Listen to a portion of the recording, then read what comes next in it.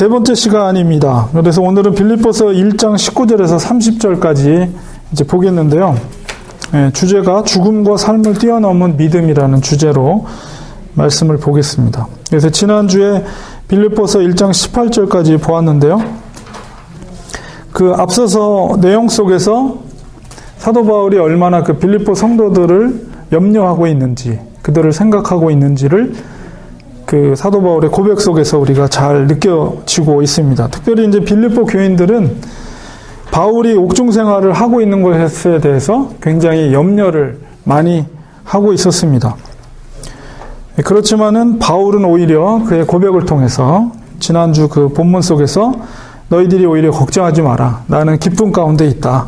이런 고백을 하고 있습니다. 그래서 오히려 자기를 염려해주는 빌립보 성도들을 향해서 더 안심을 시켜주고 또 그들을 위로하고 또 그러한 모습을 우리가 앞서서 보았습니다.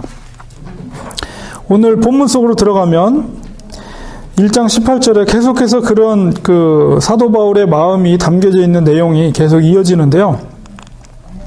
지난주 이제 18절 마지막 부분에 이로써 나는 기뻐하고 또한 기뻐하리라 이렇게 반복된, 기뻐하다가 반복되어 있는데 헬라어 원어 시제적으로 보면 앞에 있는 기뻐하다는 현재 나는 기뻐한다. 내가 옥중에 있지만 현재 기뻐한다 라는 말이지만 뒤에 있는 또한 기뻐하리라 이렇게 왜 기뻐하고 기뻐한다 이렇게 물론 강조긴 하지만은 시제적으로 보면 이 뒤에 있는 것은 미래적인 시제예요. 그래서 지금 나는 기뻐하고 또 앞으로도 나는 기뻐할 것이다. 이런 의지가 담겨져 있는 말입니다. 기뻐하리라.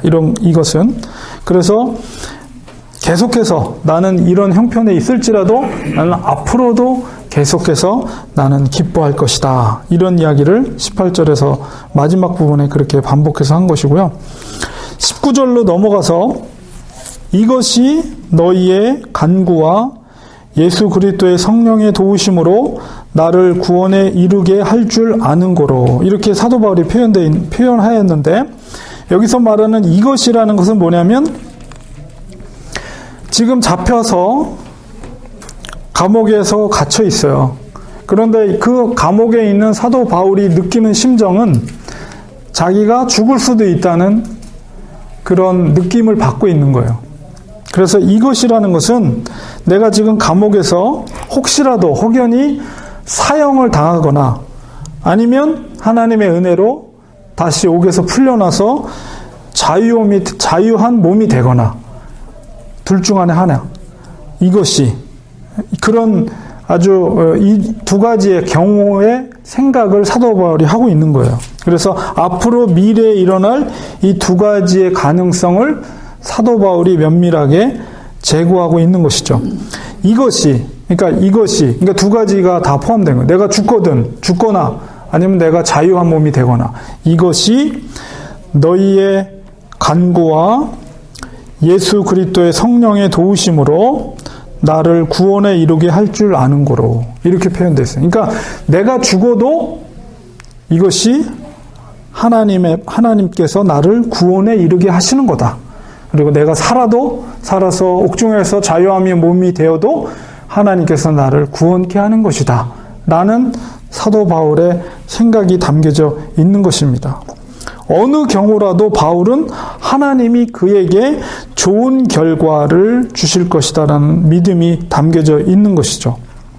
심지어 육체적 죽음조차도 그를 그리스도와 함께 거하게 할 것이다 라는 확신, 그래서 그것이 구원이라고 표현이 되어 있는 것입니다. 그리고 만약에 석방돼서 자유한 몸이 되면 더욱더 열정적인 전도 활동을 이어질 것을, 그래서 그것도 역시 또한 구원이다 이렇게 표현하고 있는 것입니다. 그래서 우리가 하나님의 앞으로 되어질 일에 대한 하나님에 대한 응답에 대해서 우리가 그것을 평가할 때 좋은 것을 평가하는 기준이 우리의 욕심이나 우리의 기대에서 나온 것이 아니라 하나님께서 주시는 것을 전적으로 수용하는 것이 그것이 믿음이라는 거예요.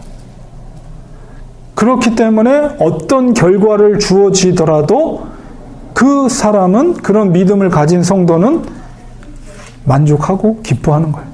사도 바울의 믿음은 바로 그런 거예요. 그러니까 우리가 보통 갖고 있는 기도에 대한 기대, 우리가 바라는 바가 있죠. 우리의 욕심대로 구하는 어떤 것들. 그러나 그렇지 않을지라도 하나님의 주심에 대해서 감사할 수 있는 것이 그런 믿음이라는 거예요. 성도의, 그리고 또한 이제 그 너희의 간구, 그 다음에 예수 그리스도의 성령의 도우심.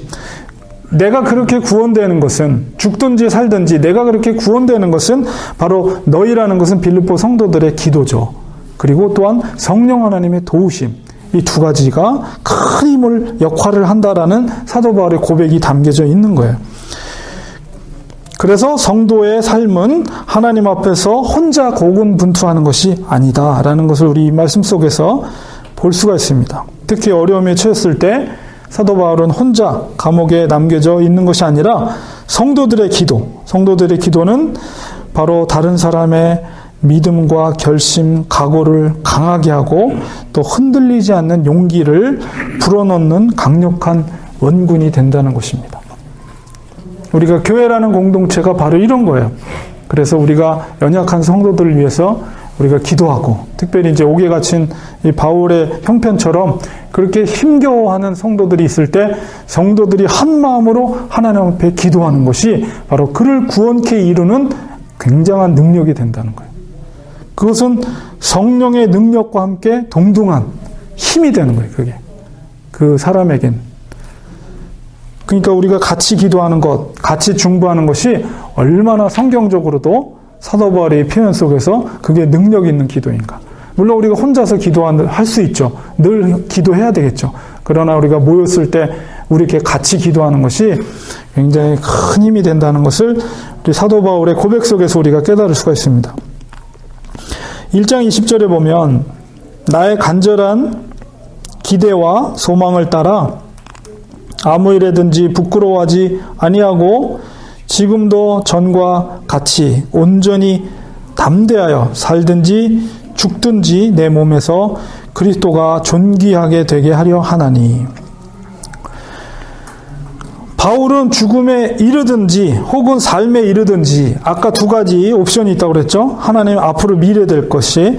그러나 오직 자신의 육체, 자신의 인격을 통해서 그리스도만이 높아지시고 크게 되시며 그리스도의 영광만이 화려하게 빛나게 될 것을 기대하고 있습니다. 이 목적을 성취하는 것이라면, 예수 그리스도를 드높이고 예수 그리스도를 영광스럽게 하는 것을 성취하는 것이라면 그는 심지어 자신의 죽음이나 삶에는 별 관심이 없다는 거예요.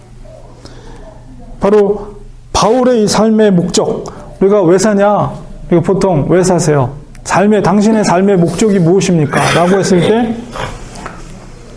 우리가 말로만 주님을 위해서 삽니다가 아니라 사도 바울은 정말 자기가 죽든지 살든지 자기를 통해서 오직 예수 그리스도의 영광을 위해서, 예수 그리스도를 존귀하기 위해서 그는 살았다는 거예요. 죽는 것도 사는 것도 오직 예수 그리스도의 영광을 위해서. 죽음을 초월한 바울의 삶의 목적의 고백이라고 말할 수가 있습니다. 우리 그리스도인들이 바로 이런 분명한 고백이 되어야 되고 또한 그렇게 살아야 돼요. 성경이 요구하는 삶은 사도 바울이니까 그렇지가 아니라 그리스도인이면 누구나가 하나님께서 우리에게 요구하시는 삶의 목적이에요. 우리 스스로에게 던져야 됩니다.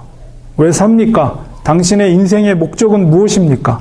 라고 했을 때 과연 정말 내 중심 속에서 사나 죽으나 예수 그리스도의 영광을 위해서 나는 삽니다 라고 자신 있게 고백되어질 수 있는가? 이런 걸 우리가 생각해 보아야 한다는 것입니다. 21절에 보면 이는 내게 사는 것이 그리스도니 죽는 것도 유익함이라. 일반적인 인간의 욕구는 죽음을 피하려고 하죠. 어떻게 하든지 조금이라도 삶을 더 연장하고 싶어 하는 것이 누구든지 인간이 갖고 있는 본성이에요. 그리고 더 좋은 것을 취하려고 하는 것도 인간의 본성이고 나쁜 것을 피하고 싶어 하는 것이 인간의 본성입니다. 어떤 사람들은 교회에 다니는 사람일지라도 현세 복을 누리기 위해서 신앙을 도구화하고 하나님을 도구처럼 신앙을 갖고 있는 사람들도 있다는 거예요. 예수님을 왜 믿습니까? 교회에 왜 다닙니까? 하면 복받기 위해서. 이렇게 표현하는데 그 속에는 굉장히 기복적인 사상이 들어가 있죠. 우리가 교회를 다니고 신앙생활을 한다고 하면서 그런 잘못된 생각을 가질 수가 있습니다. 그런데 바울은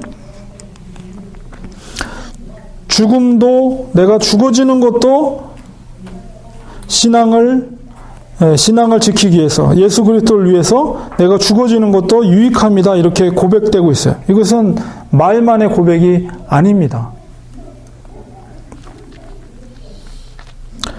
이렇게 고백되어질 수 있는 것은 정말 사도 바울의 삶의 초점은, 그리고 관심은 세상에 있었던 것이 아니고 오직 예수 그리스도에게 초점이 맞춰져 있었던 것이죠. 그렇기 때문에 내가 죽는 것도, 예수 그리스도를 위해서 죽는 것도 유익합니다. 이렇게 고백하고 있는 것입니다.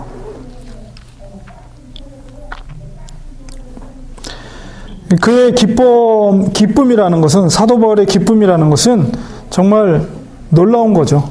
그러니까 놀라운 기쁨입니다. 이런 고백 속에서 이제 22절, 26절에 보면 이제 삶과 죽음을 선택하는 기로에 있는 사도 바울의 고백이 담겨져 있는데요. 삶과 죽음을 만약 선택할 수 있다면, 선택해야 하는 순간이 온다면 무엇을 고를 것인가? 이런 질문을 사도 바울이 22절부터 고백을 합니다. 그리고 어떤 것을 선택할 때 그 선택의 기준이 무엇인가? 그러나 사도 바울은 삶과 죽음, 어떤 것을 선택하더라도 그것은 모두가 자신의 구원을 뜻한다라고 앞서서 이야기했죠. 그렇기 때문에 어느 것이든 하나님의 은총이다. 사도 바울은 이렇게 고백을 합니다. 그리고 솔직하게 무엇을 고르는 것이 더 좋은지 처음에는 잘 모르겠다. 이렇게 표현을 해요. 본문 속에 들어가겠습니다. 22절에 그러나 만일 육신으로 사는 이것이 내 일의 열매일진데 무엇을 택해야 할지 나는 알지 못하노라. 내가 육신으로 살아서 이 땅에서 그리스도를 위해서 능욕을 받고 옥에 갇히고 죽음을 맞이하는 것, 이것이 내가 이 땅에서 한 일의 열매라는 거예요. 그래서 내가 삶을 택해야 될지 죽음을 택해야 될지에 대해서 난 잘 모르겠다. 이렇게 표현하고 있어요. 23절에 보면 내가 그 둘 사이에 끼었으니, 그 둘 사이라는 것은 내가 죽는 게 나을지 아니면 사는 게 나을지 고민이 된다는 거죠. 그 사이에 끼었다라고 표현이 되어 있어요. 차라리 세상을 떠나서 그리스도와 함께 있는 것이 훨씬 더 좋은 일이라 그렇게 하고 싶으나 난 차라리 여기서 감옥에서 죽음을 맞이하면 내가 사랑하는 주님과 함께 더불어서 함께 있게 될 것이니 그것이 너무 나에게도 그것은 기쁨이다, 좋은 일이다 이렇게 생각하면서도 왜 사이에 꼈다고 표현되어 있냐면, 두 번째는 내가 육신으로 있는 것이 너희를 위하여 더 유익하리라. 너희라는 것은 빌립보 성도들이에요. 그러니까 나 자신을 생각하면 차라리 나는 여기서 희생되고 순교당해서 주님과 더불어 영생 복락 누리면서 주님과 더불어 있는 것이 나에겐 유익하지만 너희들 빌립보 성도들을 생각할 때 내가 육신으로 아직 이 땅에 살아있는 것이 너희들에겐 유익함이다. 그렇기 때문에 고민이 되는 거예요. 사도 바울도. 삶과 죽음의 앞에서 있어서 나는 어떻게 돼도 하나님의 구원이라고 선포했지만 과연 어떤 것이 유익인가?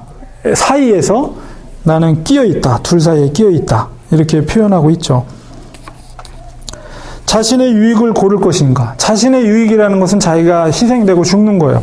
아니면 다른 사람들의 유익을 고를 것인가? 이것은 바로 빌립보 성도들을 위해서 자기가 육신으로 살아있는 거예요, 이 땅에.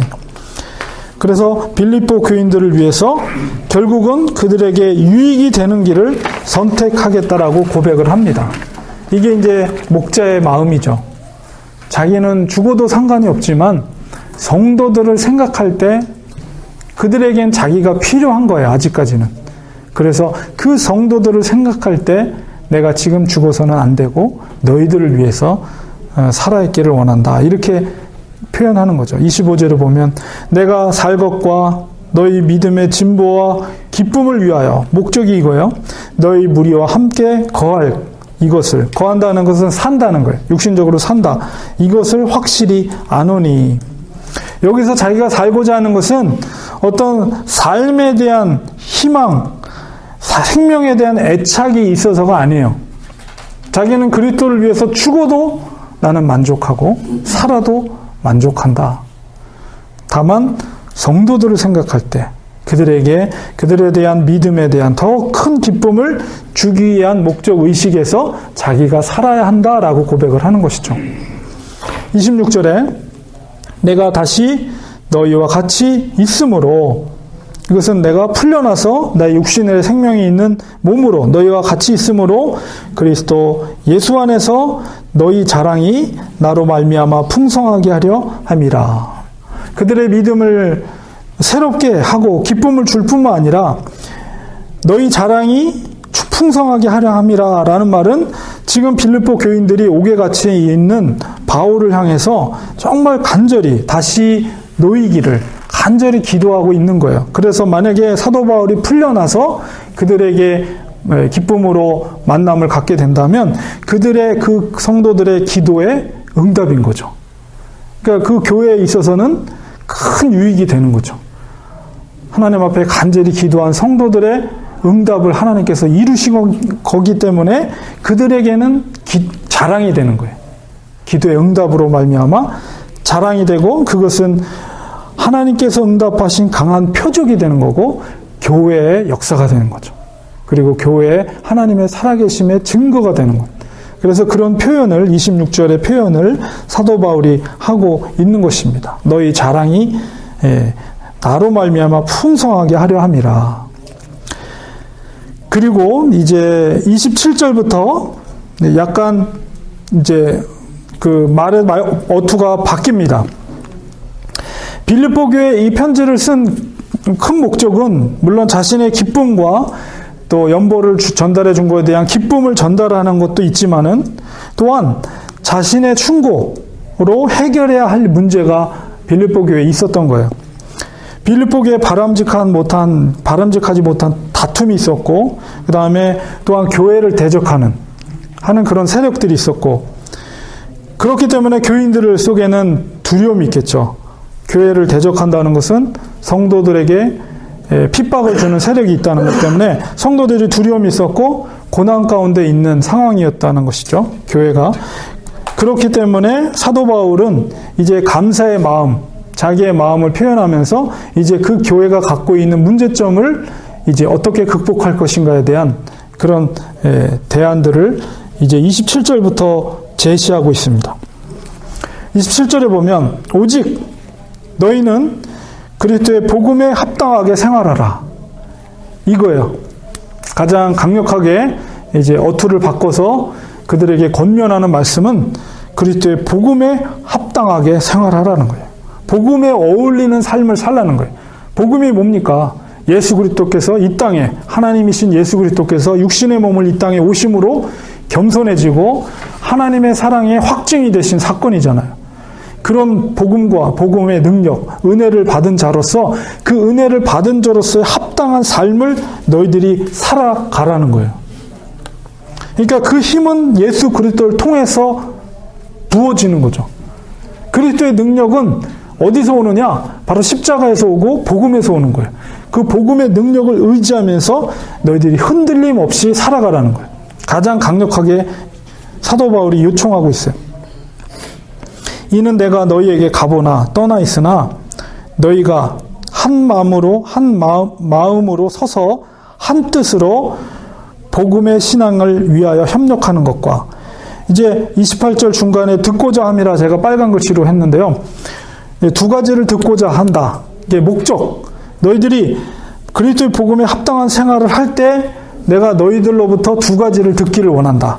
첫 번째는 뭐냐면 한 마음으로, 한 뜻으로 복음의 신앙을 위해서 너희들이 서로 협력하라는 거예요.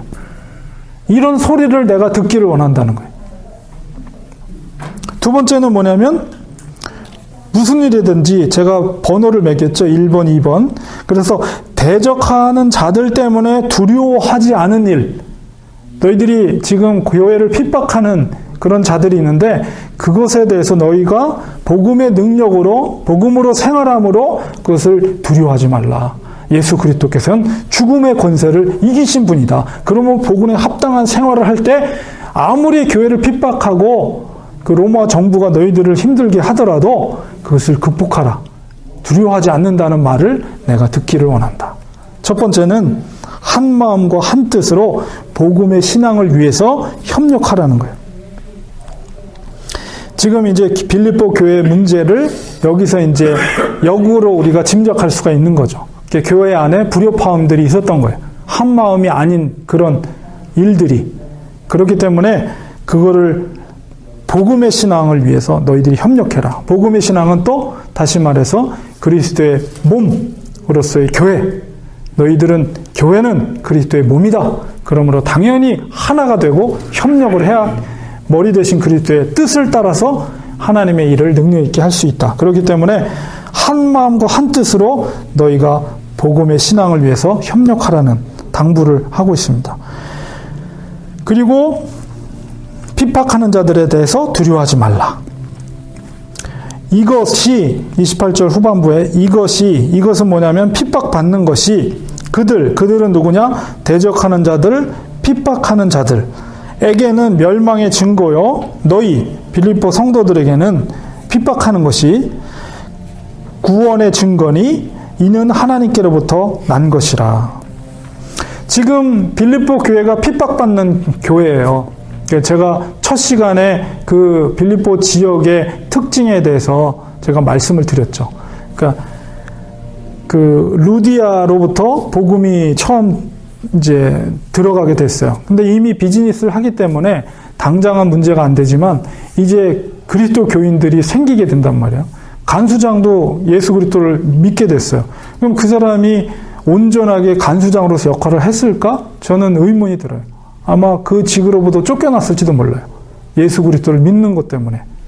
그럴 수 있겠어요? 믿는 사람들 가둬놓고 그렇게 하는 일을 못할 수도 있는 거잖아요. 우리가 성경에 사도행전은 나와 있진 않지만 예수 그리스도를 믿기 때문에 삶에 있어서 불이익을 받는 상황이에요, 지금. 그럴 각오를 하면서 지금 빌립보 성은 특별히 시민권자들이 많았잖아요. 로마 시민권자들이. 그리고 그 속에서 그리스도인들이 살아간다는 것은 여러 가지로 제약들이 많았던 거예요.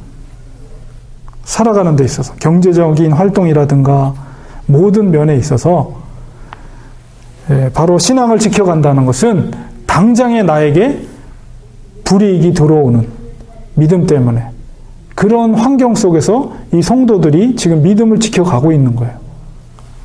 그렇기 때문에 당연히 핍박을 받는 거죠. 그리고 성도들이 그런 로마 정부로부터 혹은 그런 경제적인 상황 속에서 뭔가 제재를 받고 내가 뭔가 비즈니스를 할 수 없는 상황, 뭔가 거래를 할 수 없는 상황, 물건을 살 수 없는 상황, 이런 것들이 나의 신앙 때문에 예수 그리스도를 믿는 것 때문에 당장에 나에게 핍박이 오고 어려움이 당한다면 쉬운 일이 아니잖아요. 오늘날도 생각해 보세요, 여러분.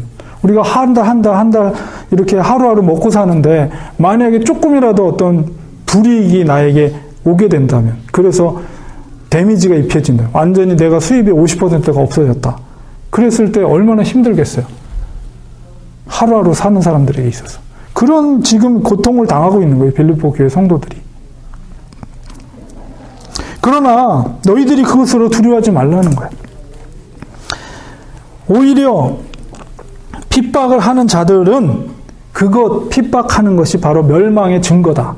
그러나 너희들이 핍박을 받는 것은 오히려 그것은 구원의 증거이며 하나님께로부터 난 것이다. 왜냐하면 세상에 속한 자들은 사탄이 그들을 통해서 믿는 자를 핍박할 수밖에 없어요. 우리는 세상에 속한 사람들이 아니기 때문에, 하나님께 속한 사람들이기 때문에 세상에 속한, 사탄에 속한 자들이 당연히 영적으로 공격할 수밖에 없는 거예요. 그게 때로는 핍박으로, 때로는 여러 가지 다른 형태로 오긴 하지만, 그러나 너희들이 핍박받는 것은 자연스러운 것이다. 오히려 그것이 너의 구원의 증거다 라고 사도 바울이 역으로 말하고 있는 것입니다. 29절에 보면 그리스도를 위하여 너희에게 은혜를 주신 것, 너희에게 은혜를 주신 것은 바로 믿음이죠. 우리에게 믿음을 주신 것은 무엇을 위해서? 역으로 생각하면 그리스도를 위한 것이다. 그리스도를 위한 것이. 그리스도를 위하여 너희에게 은혜를 주신 것은 다만 그를 믿을 뿐 아니라 또한 그를 위하여 고난도 받게 하려 하심이라. 그리스도를 위해서 사는 성도는 하나님께서 믿음을 주셨단 말이에요. 근데 그 믿음을 주셨을 때는 그 믿음을 지키기 위해서는 반드시 주님께서 받으신 고난도 받게 된다는 것입니다. 빌립보 성도들에게 있어서 현실적인 그 고난, 로마 시민으로 살아가는 편리함, 시민권자로서 편리함을 받아요. 특별히 이제 사실 사도 바울을 위해서 그렇게 특별하게 더 간절히 기도했던 것은 사도 바울도 로마 시민권을 갖고 있던 사람이었단 말이에요. 그런데도 불구하고 옥중에 갇혔다는 것은 그들에게 있어서는 어떤 면에서 충격이었을지도 모르겠어요. 왜냐하면 그 빌립보 성은 특별히 시민권자들에게 굉장히 많은 특혜를 많이 준 도시예요. 왜냐하면 구국 나라를 세운 아우구스 황제, 첫 번째 로마의 황제와 같이 전투를 벌였던 군인들이 많이 살고 있었던 도시였기 때문에 로마가 아니음에도 불구하고 로마와 동일한 혜택과 모든 세제, 감면 혜택, 로마 시민권을 갖고 있는 사람은 누구든지 아주 좋은 혜택들을 많이 주었던 그런 도시였어요. 그런데 그리스도인이라는 것 때문에 시민권자로서 받았던 그런 혜택들에 어떤 제한이 들어왔을 때 그것은 고난이죠. 힘든 거죠. 편리함이 어떤 제한, 그럴 가운데 혼란을 겪고 믿음이 약한 성도들은 떠날 수도 있는 상황, 그런 상황 가운데 있었던 거예요. 그리고 또한 바울이 옥중에 있는 고난, 이런 것들도 그 빌립보 성도들에게 있어서는 굉장히 어려운 문제였을 거라는 것을 우리가 짐작할 수가 있습니다. 그러나 그런 것들에 대해서 사도 바울이 다시 한번 강조를 하는 거예요. 우리가 복음을 믿고 예수 그리스도를 믿는 믿음을 하나님이 주셨을 때는 마땅히 성도들은 고난을 받게 돼 있다라는 것을 다시 한번 강조를 하는 것이죠. 그런 것들이 결코 이상한 일이 아니다라는 거예요. 정말 온전한 믿음을 지키고 가는 자에게는 평범할 수가 없어요. 절대로. 왜냐하면 우리가 그리스도의 제자들이기 때문에. 우리가 그리스도의 제자라면 주님이 걸어가신 그 길을 쫓아가는 사람들이에요. 예수님께서도 그랬잖아요. 이 길은 좁은 길이에요. 험한 길이에요. 주님이 걸어가신 길. 너의 자신이 부인하고 자기 십자가를 지고 나를 쫓는 길이에요. 그러나 그 고난을 오히려 하나님의 은혜로 생각해라. 그리고 너희들이 로마 시민이 아니라 하나님 나라의 시민으로서 당연히 있는 일이라고 믿고 믿음으로 싸워 나가라는 거예요. 이겨 나가라는 거예요. 하나님이 세상을 이기셨어요. 예수 그리스도가 이미 세상을 이겼노라 선포하셨기 때문에 이 고난을 이기려면 어떻게 해야 돼요? 주님의 말씀을 믿는 것밖에 없어요. 그 믿음이 아니면 흔들리는 거예요. 그리고 잘못하면 세상으로 튕겨져 나갈 수도 있어요. 그 믿음이 약해지면. 1장 30절 너희에게도 그와 같은 싸움이 있으니 너희가 내 안에서 본 바요 이제도 내 안에서 듣는 바니라. 사도 바울이 이제 이야기를 하는 것은 너희에게도 같은 싸움이 일고 있는 것이다. 그것을 너희가 내 안에서 보았다. 내가 고난받는 것들. 지금 이 편지를 통해서도 듣고 있는 것이며, 우리 지금 쓰고 있잖아요. 그것이 하나님 나라의 원래 모습이다. 이 이야기를 한 거예요. 이 30절에 한 이야기가. 이것을 통해서 빌립보 성도들에게 흔들리지 않고 믿음에 굳게 서서 계속 앞으로 전진할 것을 사도 바울이 당부를 하고 있는 것입니다. 그리스도인들에게 일어나는 이 모든 일들을 세상의 기준을 따라서 평가할 일이 되지 못합니다. 이런 것들은. 무슨 일이든지 그것은 복음과 그리스도와의 관련성에서 평가돼야 되는 거예요. 사람의 눈에 좋지 않은 것으로 보인다 하더라도 하나님의 백성에게 일어나는 모든 일은 하나님께서 교회를 사랑하시기 때문에 주시는 일입니다.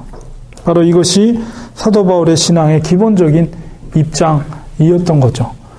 사도 바울이 가졌던 믿음을 사도 바울이니까 우리는 할 수 없어가 아니라 우리 사도 바울이 가졌던 그 신앙의 모습, 너무나도 귀하고 인간적으로 보면 불가능한 일이죠.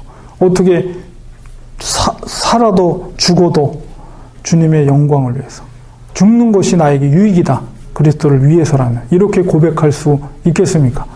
인간은 본질적으로 죽지 않으려고 발버둥을 치는 존재거든요. 그럼에도 불구하고 내가 죽어도 주님 앞에 유익함이다 고백할 수 있었던 것은 그 삶의 온전한 중심에 뭐가 있었냐면 진실로 예수 그리스도만 존귀 여기기 원하는 사도 바울의 신앙의 고백이 있는 거죠.